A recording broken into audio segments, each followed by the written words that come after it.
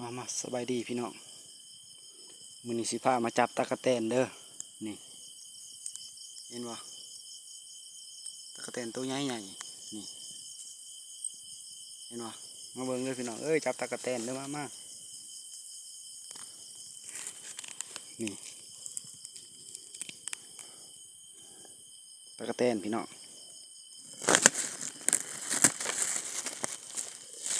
ลายเลยพี่น้องเลยลายตะกะแตนลาย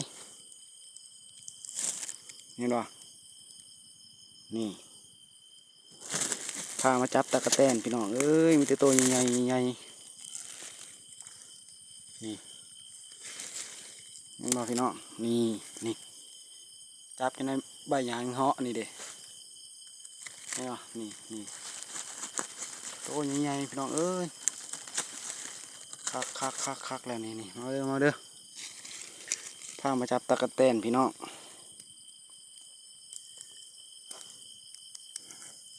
นี่ใครบ่ท่านได้เคยกินตะกะแตนมาเงี้ยงตะกะแตนนำกันเด้อนี่เด้อคลิปอาจสิยาวในพี่น้องพามาหากินจับตะกะแตนสดพี่น้องตะกะแตนมาเด้อมาสองคนกับอ่าวเนาะอ่าวไปก่อนทางหน้าเฮายังอยู่น้ำลังอยู่ซ้ำหนึ่ง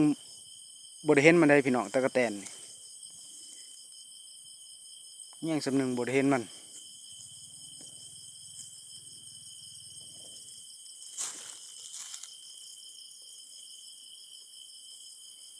โอ้ลีดีคือยังนี่พี่น้องให้ตะกะแตนนี่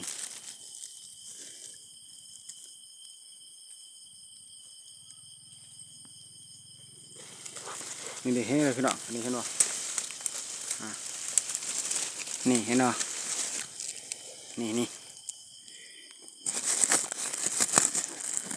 กำลังมาเงี้ยงพี่น้อง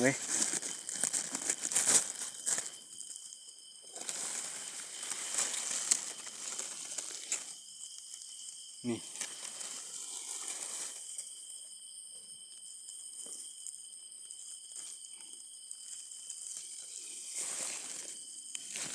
เงี้ยงกับอ้าวคนนี้เด้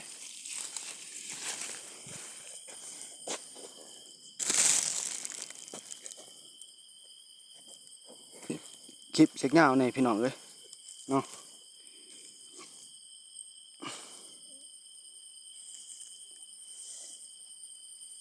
มีอยู่พอได้จับอยู่